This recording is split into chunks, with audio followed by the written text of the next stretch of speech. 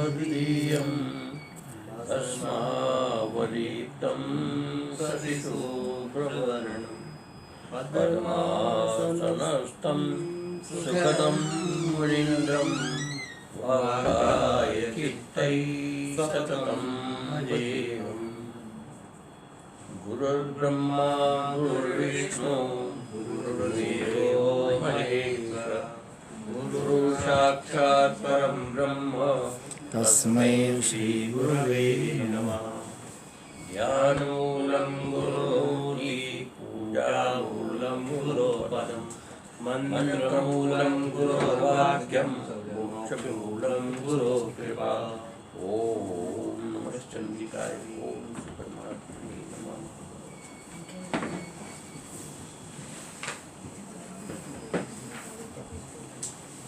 प्रभवान् कामान् संकल्पप्रभवान् कामान् त्यक्त्वा सर्वान् शेषतो मनसेन्द्रियग्रामं नियम्य समन्तत शनैः शनैरुपरमेत् बुद्ध्या धृतिगृहीतया आत्मसंस्थं मनः कृत्वा न किञ्चिदपि चिन्तयेत् यतो यतो निश्चरति मनश्चञ्चलमस्थिरम् ततस्ततो नियम्येत आत्मन्येव वशं नयेत् प्रशान्तमनसं ह्येनं योगिनं सुखमुत्तमम् उपैति शान्तरजसं ब्रह्मभूतामकल्मषम् युञ्जनेवं सदात्मानं योगी विगतकल्मषः सुखेन ब्रह्म संस्पर्श अत्यन्तं सुखमस्तु ते। कल अपना 26वां श्लोक था और उसमें गौड़पादा की 5 श्लोक की व्याख्या के द्वारा चित्त जो है आत्मा में लीन होकर एकाकार हो जाता है, ये बात वर्णित की। आज जो है 27वां श्लोक है, योगाभ्यास बलेन निरंतर योगाभ्यास करते करते योगी जो है अपने मन को आत्मनिव स्थापित आत्मा में स्थित करता है। प्रसाम्यति मैंने प्रसम करता है, शांत करता है, अर्थात अपने आत्मा में मन को एकदम लीन कर देता है। तो इस विषय में इसका प्रशांत मनसं ह्येनं योगिनं सुखमुत्तमम् उपैति शांतरसं ब्रह्मभूतामकल्मषम्। शांत मनसम, जिसका मन शांत है,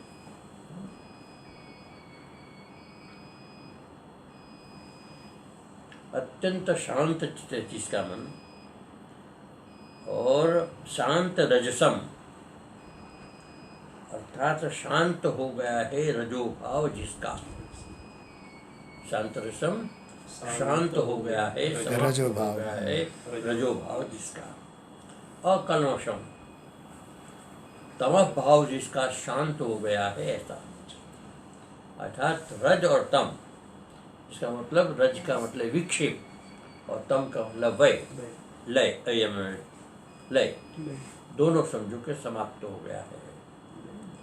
तो ऐसा व्यक्ति जो है एनम योगिनम, ऐसे योगी को ब्रह्मभूतम सुखम उत्तमम उपैति, ऐसे व्यक्ति जो है उत्तमम सुखम, अत्यंत श्रेष्ठ सर्वोपरि सुख, उससे बढ़कर के सुख किसी का हो ही नहीं सकता, ऐसे सुखों को उपैति मैंने प्राप्त करता है। किसका? कि शांत भाव हो गया है रजोगुण जिसका, तमोगुण जिसका शांत हो गया है, और जिसका मन बिल्कुल शांत है, प्रशांत मन समीनम, यो ऐसा योगी जो है उत्तमम सुखम उत्तमम सुखम ब्रह्मभूतम, ऐसे ब्रह्मभूत को उत्तम सुख की प्राप्ति है, ये बताया। अब इसकी व्याख्या में कहते हैं प्रकर्षेण शांतम निवृत्तिकया निवृत्तम संस्कार मात्र शेषम मनो यस्य तम शांत मनसम। शांत मनस किसको कहते हैं? प्रकर्षण, अत्यंत प्रकर्ष से, प्रकृष्ट रूप से, अत्यंत प्रबलता से जिसका मन निर्वृत्तिकया, निर्वृत्तिक मैंने वृत्ति से अभाव, सर्वथा वृत्ति का अभाव हो गया है, ऐसा निरुद्धम, जैसा ऐसा निरुद्ध कर दिया है, और संस्कार मात्र शेष, समाप्त नहीं, संस्कार मात्र शेष ऐसा जो मन है, यस्य युक्तम, ऐसे व्यक्ति को प्रशांत मनसम, इसको प्रशांत मन कहते हैं।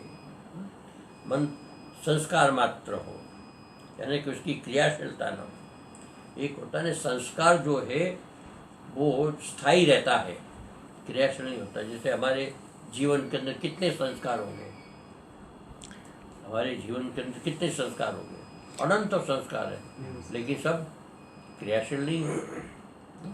क्रियाशील कुछ कुछ होता है, लेकिन यहाँ मन जो है केवल संस्कार मात्र है, यहाँ क्रियाशील नहीं, ऐसा मन। वृत्ति शून्य या निर्मनस्क, वृत्ति शून्य होने के कारण निर्मनस्क, अर्थात किसी भी प्रकार की मन की क्रिया से रहित, वृत्ति शून्य।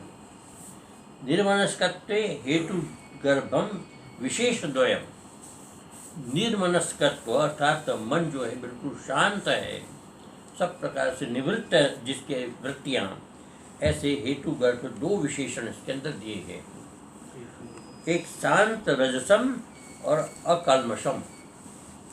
इसके कारण दो बताए, एक तो शांत रजस और एक होता है अकल्मष। ये दोनों उसके कारण, मन के शांत होने का, मन संस्कार मात्र होने का दो कारण, एक तो शांत रजस और एक अकल्मष। शांतम विक्षेपम रजो यश्च तम विक्षेप शून्यम, शांत हो गया है विक्षेप रजोगुण जिसका, तम विक्षेप शून्यम, ऐसा जो है विक्षेप शून्य, अर्थात जिसका रजोगुण नहीं है वो विक्षेप नहीं होता है। रजोगुण ही विक्षेप करता है, इसलिए रजोगुण जिसका क्षीण हो गया है, ऐसा विक्षेप रहित मन जो है शांत मन। तथा च न विद्ये के कल्मषम लय हेतु तमो यस्य तम अकल्मषम लय शून्यम। विद्यते कल्मषम, जिसमें कल्मष नहीं होता, कल्मष में दोष, किसी भी प्रकार का दोष नहीं होता, लय आदि दोष होता है, तो किसी भी प्रकार का दोष होता है, तो लय हेतु कौन है? तमोगुण। तो लय हेतु तमोगुण है, यस्य तम, जिसका समाप्त हो गया है, तम अकल्मषम लय शून्यम, जिसके अंदर लय नहीं है, यानी कि निद्रा आदि नहीं है, चैतन्य है। शांत रजसम इत्यनेन तमोगुणोपलक्षणेन अकल्मषम, शांत रजसम कहा, इसके क्या होता है, तमोगुण का भी इसके अंदर समावेश कर ले, तमोगुण इसके अंदर आया नहीं, अकल्मषम का, तो तमोगुण का भी इसके अंदर समावेश हो जाता है। संसार हेतु धर्मादि वर्जितम वा, अब क्या है कि जब लय भी ना हो, विक्षेप ना हो, तो इसका मतलब क्या है कि संसार हेतु धर्म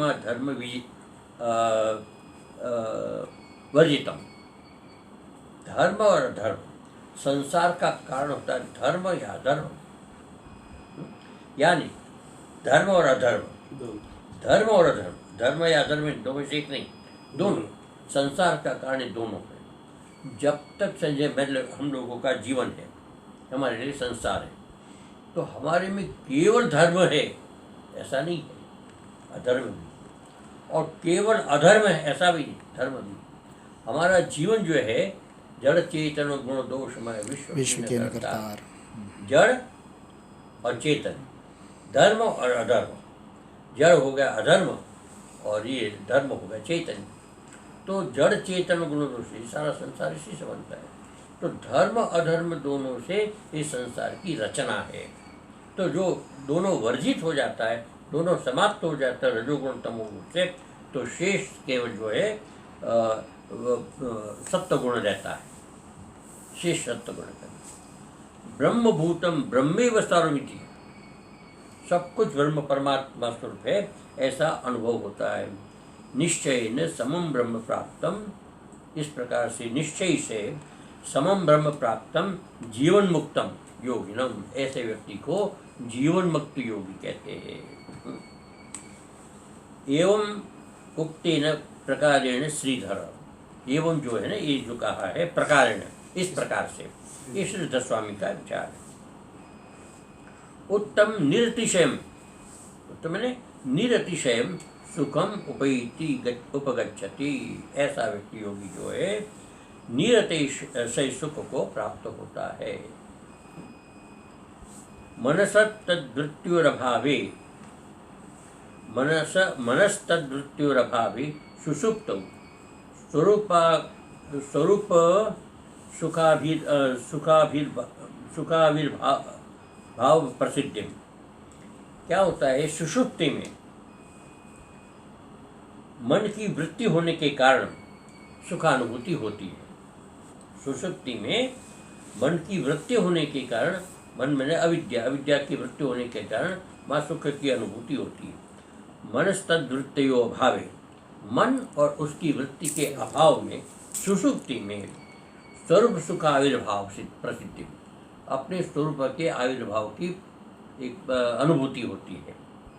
जैसे मन और मन की वृत्ति वहाँ नहीं है, तो क्या है, केवल स्वरूप, उस स्वरूप की ही अभिव्यक्ति वहाँ पर होती है। इसलिए इसको कहते हैं यद प्रसिद्धिम यद द्योतयति, ही शब्द जो है कि वहाँ पर केवल स्वरूप की है अभिव्यक्ति। तथा च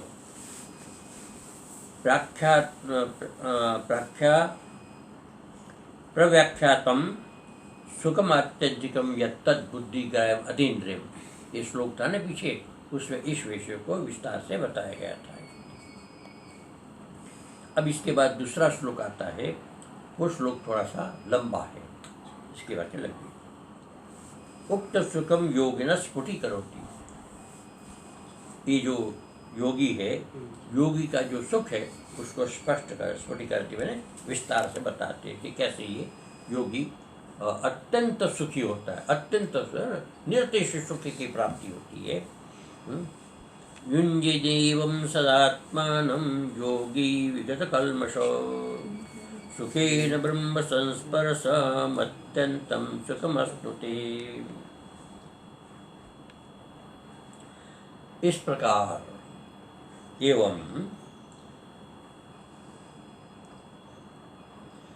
युञ्जनेवं मैंने जो निरंतर प्रयत्नशील है आत्मा और परमात्मा के मिलन के लिए, आत्मा मन का सदा निरंतर समाधि में नियुक्त करने वाला, यानी कि उसके अंदर स्थापित करने वाला योगी जो है, सदा आत्मानम योगी विगत कल्मष, सब प्रकार से कल्मष से रहित होकर के ब्रह्म स्पर्श करता है, अर्थात ब्रह्म की अनुभूति करता है। ऐसा जो है सुखेन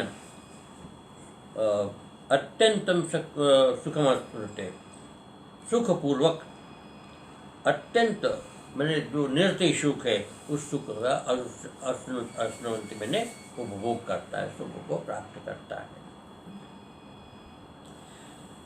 एवं मनसेन्द्रिय ग्रामित्युपक्रमेण आत्मानं मन सदा युञ्जत् समादधत् योगी।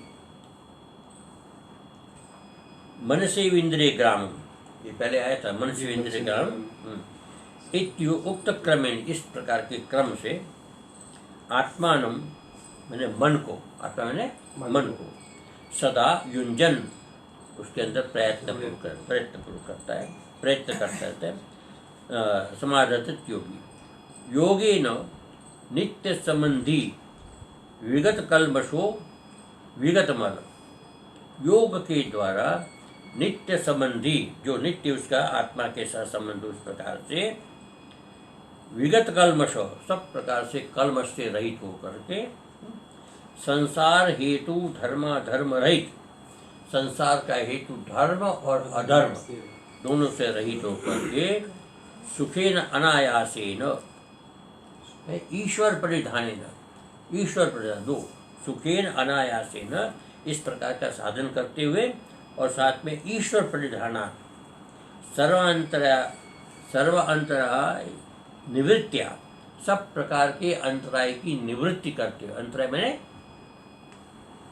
मैंने विपरीत स्थिति, बाधा, अंतराय मैंने बाधा, विघ्न, उन सबको निवृत्त करते हुए ब्रह्म संस्पर्शम सम्यक्त्वेन विषयादर्शनेन विषयस्पर्शेन, विषय का स्पर्श, सांसारिक बाह्य वृत्ति के विषय को स्पर्श करते हुए ब्रह्म स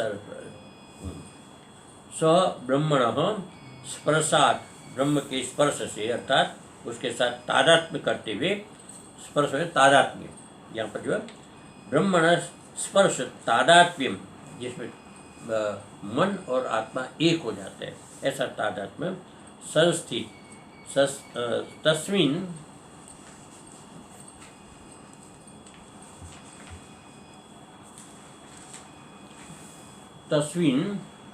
विषय संस्पर्श, उस स्थिति में विषय से असंस्पर्श होता है, अर्थात किसी भी विषय का वहाँ पर भान नहीं रहा, ऐसा ब्रह्म स्वरूप में ये ब्रह्म स्वरूप हो जाता है। ऐसी स्थिति में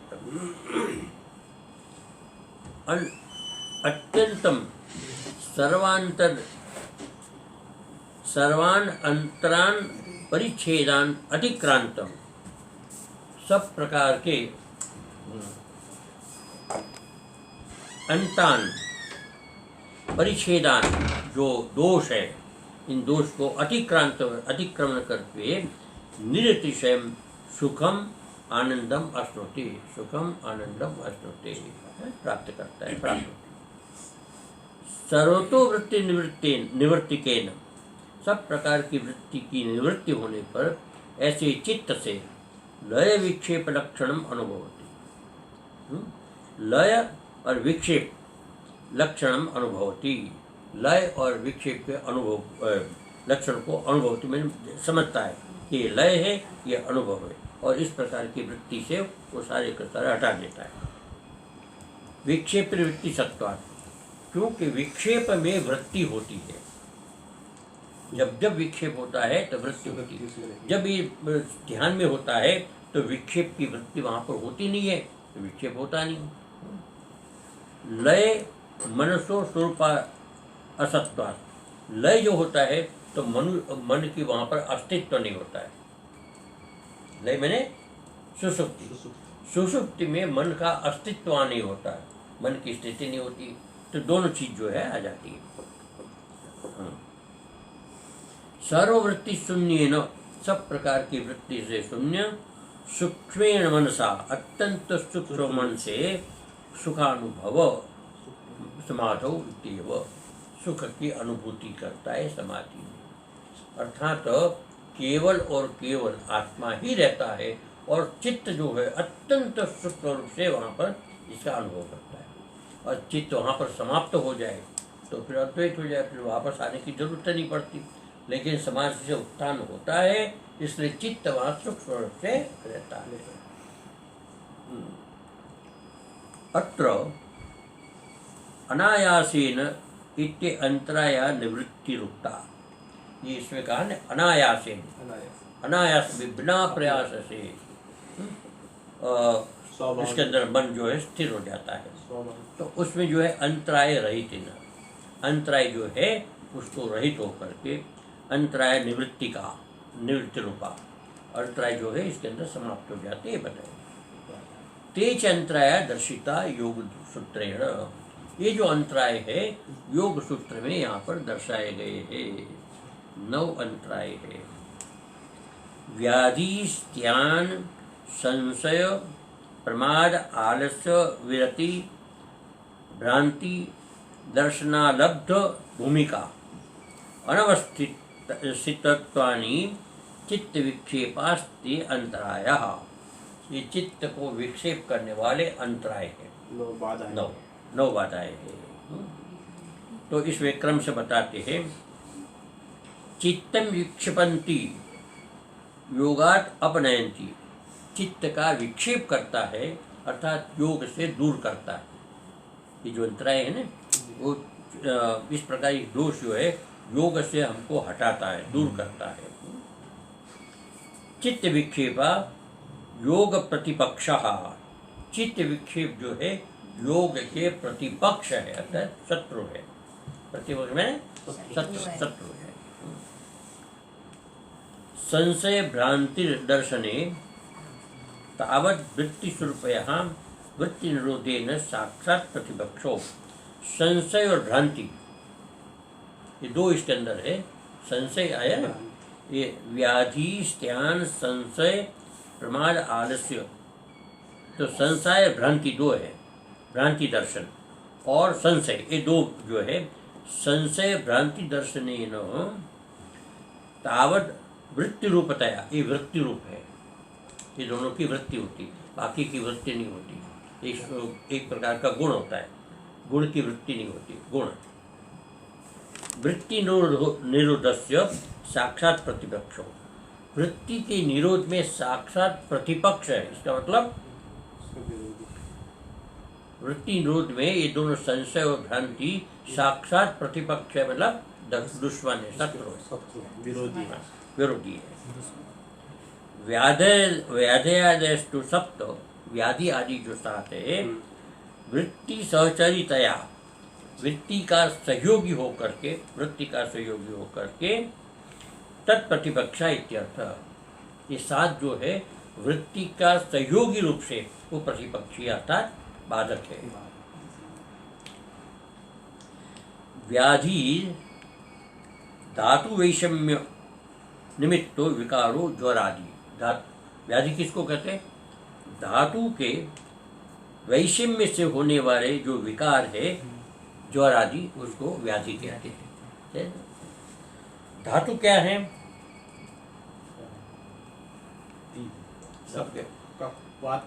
नहीं, रस, रक्त, मांस, मेद, अस्थि, मज्जा और शुक्र, ये 7 वैसे सप्त धातु कहते हैं। शरीर की 7 धातु है, इसके अतिरिक्त बाहर कुछ की 7 धातु। इस धातु में जब वैषम्य उत्पन्न होता है, विषमता होती है, तो रोग आदि ज्वर होता है। कहीं रस बढ़ गया, कहीं रक्त बढ़ गया या रक्त कम हो गया, कहीं मांस बढ़ गया या मांस कम हो गया, जैसे मेरा मांस बढ़ गया है। मेद, चर्बी जिसकी बढ़ जाती है या कम हो जाती है, वो भी रोग, बढ़ जाती है वो भी रोग। इसी पर अस्थि, कहीं अस्थि किसी की बड़ी हो जाती है या कहीं छोटी हो जाती है, कमजोर हो जाती है। मज्जा है, मज्जा मैंने एक प्रकार से रस और अंदर का मेल होता है, रस और शुक्र, ये जो है जब बढ़ जाता है या घट जाता है तो रोग के कारण बनते हैं। तो इस प्रकार से ये व्याधि धातु वैषम्य निमित्तो विकारो ज्वरादि। स्त्यानम अकर्मण्यता, इसमें व्याधि स्त्यान, स्त्यान जो है उसको अकर्मण्यता का, अर्थात कर्म न करने की इच्छा। गुरुणा शिक्षमाणस्यापि आसनादि कर्मा अनहर्ते, गुरु कहते कि तुम योग करना है तो ऐसा आसन करो, ऐसे साधना करो, ऐसे करो, ऐसे करो, लेकिन करने में वो सक्षम नहीं होता है। स्त्यान, अर्थात वो चाहते हुए भी नहीं करता, तो इस प्रकार से जो है स्त्यान है। शिक्षमाणस्य अपि आसनादि कर्मान अनहर्ते, योग्यता नहीं होती उसकी, आसनादि करने की योग्यता नहीं होती है, ये स्त्यान। योग साधनियो न वा इति उभय कोटि विज्ञानम संशय। योग साधना करना चाहिए, करने लायक है या नहीं, योग की साधना करने लायक है या नहीं, ये जो है उभय कोटि संशय। संशय जब भी होता है जिसमें होता है कि है या नहीं, दो चीज होती है, एक नहीं। विपर्य में एक होता है कि नहीं है, विपर्य में जो नहीं है नहीं है, लेकिन जो संशय है या नहीं है, दोनों में निश्चय नहीं कर पाता, तो उभय कोटि सोचता है। तो इसमें योग साधनियो न वा इत्य उभय कोटि स्थित ज्ञानम संशय, इसको संशय कहता है। अद्रुप प्रतिष्ठत्वेन विषयांतर्गतोपि सन उभय कोटि स्पर्शत्वेक कोटि स्पर्शित्वा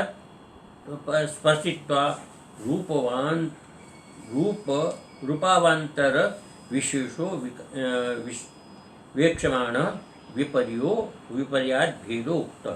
यहाँ ये बताया था कि विपर्य और संशय, विपर्य में जब संशय आ जाता है तो संशय को अलग कहने की क्या आवश्यकता थी।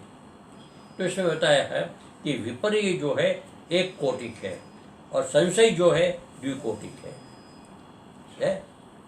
एक कोटिक में विपर्य में एक ही निश्चय होता है, नहीं है, और उसमें संशय में दो कोटि होती है भी और नहीं भी, तो इसके अंदर अंतर है, ये बताया। प्रमाद किसको कहते हैं? तो समाधि साधना नाम अनुष्ठान सामर्थ्ये अपि अनुष्ठानशीलता। प्रमाद कहते हैं समाधि साधना में सक्षम होने पर भी हम कोई कार्य करना चाहते हैं और करने में समर्थ है, लेकिन हम नहीं करते। न करने का कारण क्या? प्रमाद। प्रमाद में होता है कि हम उठना चाहते हैं, समय से नहीं उठ पाते, इसका कारण क्या? प्रमाद। हम कोई काम करना चाहते है ना, कर सकते, नहीं करते, इसका कारण क्या है? प्रमाद। तो ये जो प्रमाद है, ये प्रमाद जैसे बाधक है। अनुष्ठान सामर्थ्य भी अनुष्ठानशीलता, ये विषयांतर व्यावृततया, उसमें होता क्या है? ये दूसरा है, विषयांतर व्यापृततया योग साधनेषु औदासीन्यमेव। अच्छा, अब प्रमाद में योग की साधना कर सकता है लेकिन नहीं करना चाहता, नहीं करता है।